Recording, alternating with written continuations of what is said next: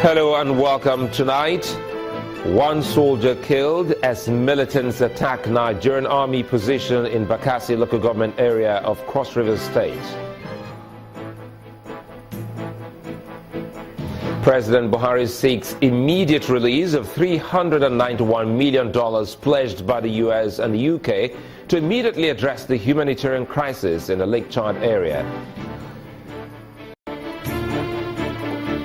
Countdown to the Edo State governorship election. Security agents in a show of force as state government declares Tuesday and Wednesday as public holidays.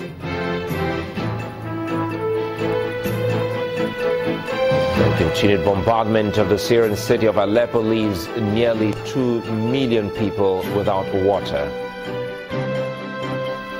And on business news tonight, Minister of Budget and Planning defends planned sale of country's key assets by the federal government. And in sports news, Super Eagles forward Alex Iwobi picks up the Man of the Match award for Arsenal's 3-0 win over Chelsea.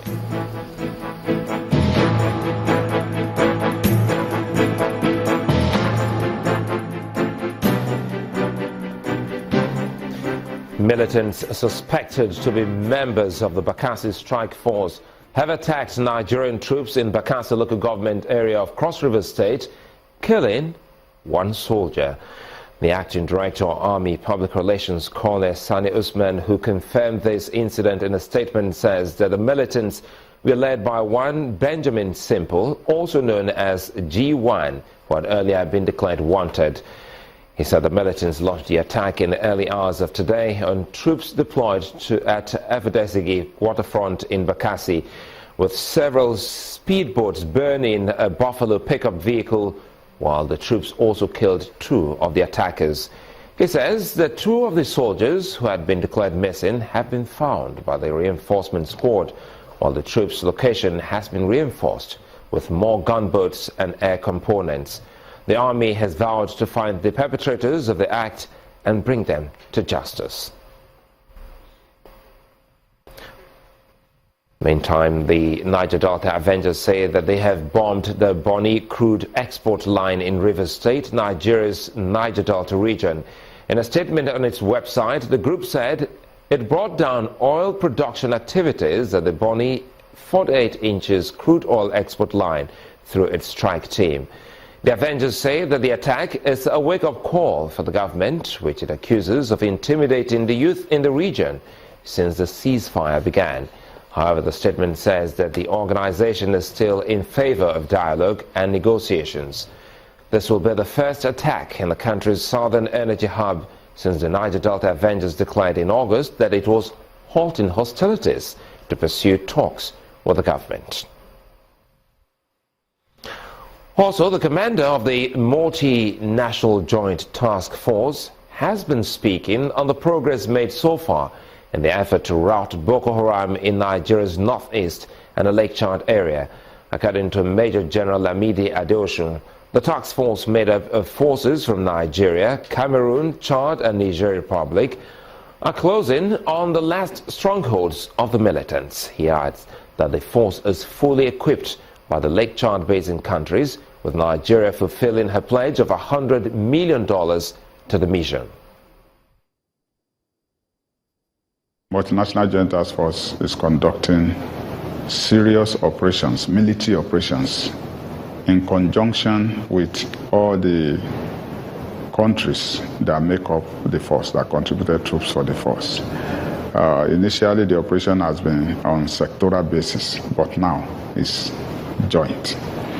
You know, the massive operation that is ongoing is Operation Gamma Aiki. As it is now, troops are in Gudumbali. Lafiadole troops are in Damasak after Multinational Joint Task Force conduct joint operation and liberated the place. As we speak, soon we'll hear the deployment of troops in Malam Faturi, which is the furthest point of deployment of the Multinational Joint Task Force before, which was not occupied. The operation is ongoing as we speak. Aid agencies are warning that more than 6 million people in Nigeria, Niger, Chad and Cameroon face severe hunger as a result of Boko Haram violence. Oxfam, the International Rescue Committee and Catholic Relief Services have also warned that more than 65,000 people are living and farming in pockets of northeast of Nigeria, and over 1 million others are one step away from famine. A statement issued by the country's Director for Nigeria for Action Against Hunger, Mr. Yanich Poklan, adds that the groups have seen families who have not eaten for days, with many begging for food. According to the agencies, conflict and counter-insurgency operations have led to farmlands, rivers and lakes being cut off from communities in the area that really rely on agriculture and fishing to feed themselves. The president is on his way back to Nigeria after attending the 71st United Nations General Assembly. Before departing New York, President Muhammadu Buhari took time out to remind the world of his call to get Nigeria included in the permanent seat of the UN Security Council. Addressing the press conference, President Buhari also called for the urgent release of the $391 million pledged by the United States and the United Kingdom towards addressing the humanitarian crisis in the Lake Chad area to avoid further worsening of the situation there. Our presidential correspondent, Chukwuma Onekusi, has more on this. This is the president's second outing on the world stage since he took office. He beats his chest that he participated in all the events. He enumerates them, saying that he is undeterred in the effort to create an enabling environment for investment to thrive in Nigeria. I reiterated Nigeria's call for the reform of the United Nations Security Council to reflect equitable and fair representation and greater transparency, legitimacy and inclusiveness in this decision making. And on the interaction with other world leaders and the gains for Nigeria.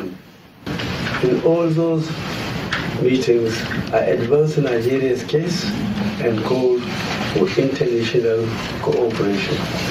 I am happy to note, as these sessions, some countries, notably the United Kingdom and United States, pledge additional support to the tune of $391 billion United States dollars humanitarian aid for the Lake Chad region.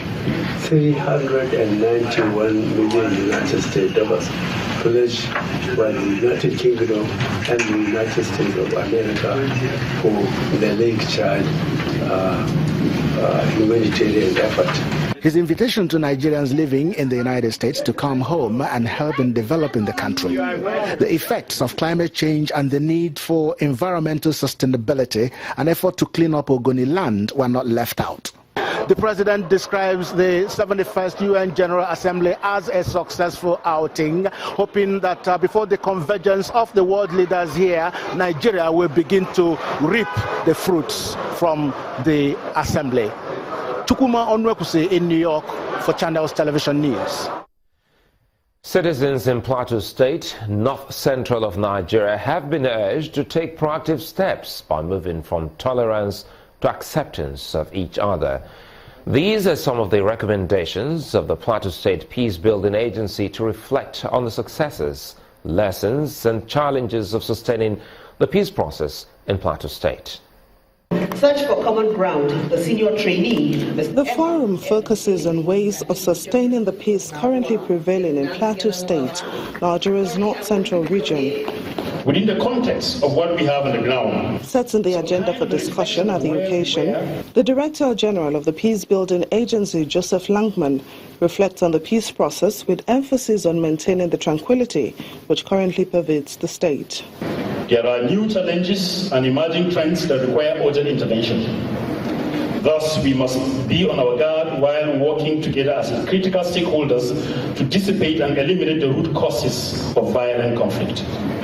We must join hands to fight extremism in all shapes, forms, or guise, and to as well synergize to transform some of our most outstanding peace and security challenges in the state.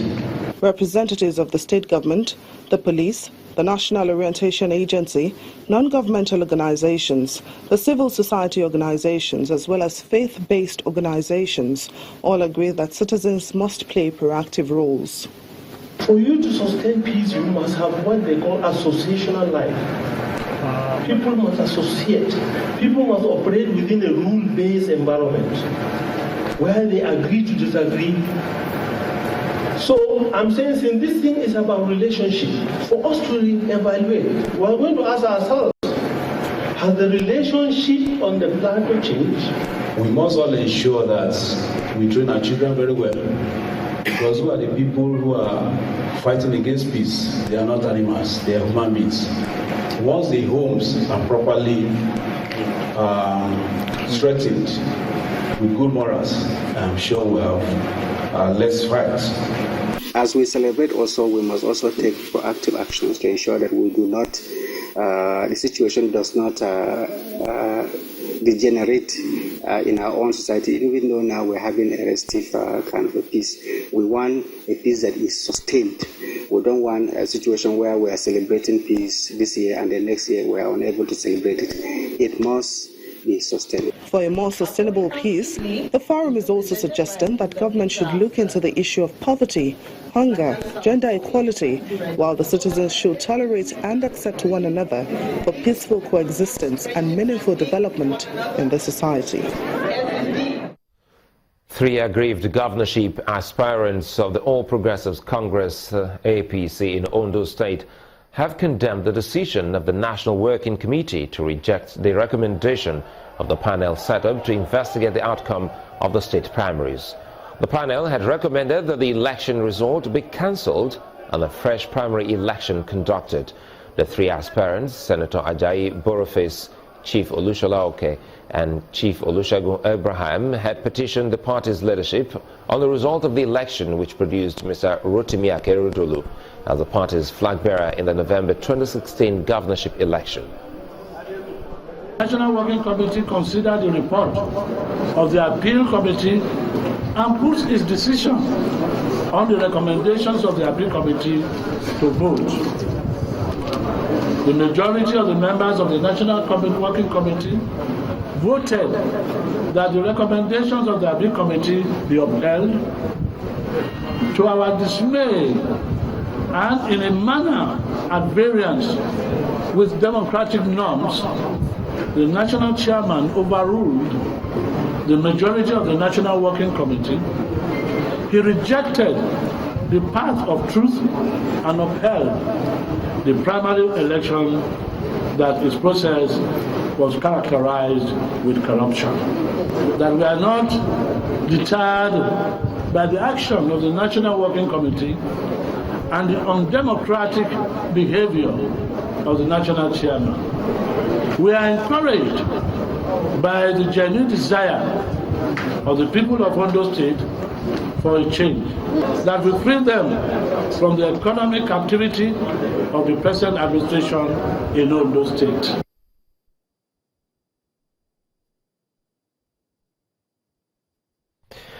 Ahead of the Edo State governorship election next week, the state government has declared Tuesday the 27th and Wednesday the 28th as public holidays. Governor Adams Oshomole explained that the decision is to enable workers make adequate preparations for the exercise and create the atmosphere conducive for proper conduct of the exercise. The governor was speaking at a reception organized by members of the Nigerian Labour Congress to celebrate his achievement in government. The governor also announced the commencement of an automated pensions system that will eliminate delays in the state's pension scheme.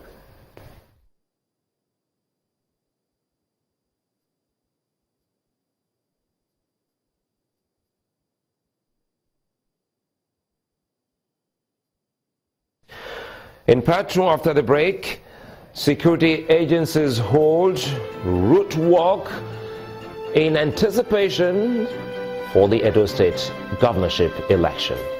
To stay with us.